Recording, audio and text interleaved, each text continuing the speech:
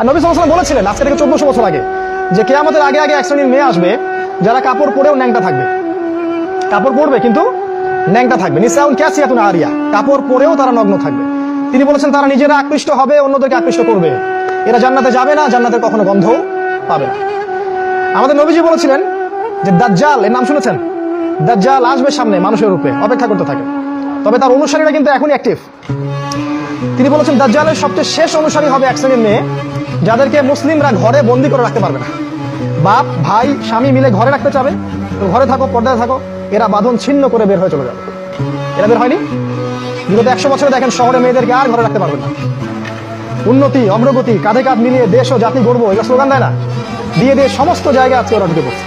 শিক্ষাক্ষেত্রে যাবেন, আপনাকে একটা বেহায়া মেয়ের সাথে বসতে হবে সামনাসামনি। স্কুলে যাবেন, সেখানে জিনা করতে হবে। কলেজে গেলে সেখানে জিনা। চাকরি করতে যাবেন, সেখানেও জিনা। দেশ চালাবেন, সেখানেও জিনা। সব জায়গায়।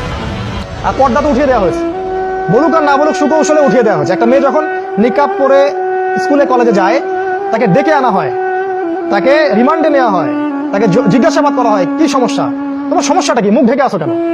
ওদের গায়ে জ্বালা শুরু হয়ে যায় একদম। এই দেশে বাস করেন আপনারা, এই সমাজে বাস করেন, যেখানে একটা মেয়ে স্বতন্ত্রভাবে যে স্বাধীনভাবে হিজাব করবে সেই স্বাধীনতা ওর নাই এখন। বরং তাকে বাঁকা চোখে দেখা হয়, কি জঙ্গি নাকি? বোরখার নিচে কি বোম আছে? দাড়ির নিচে আবার বোম আছে না?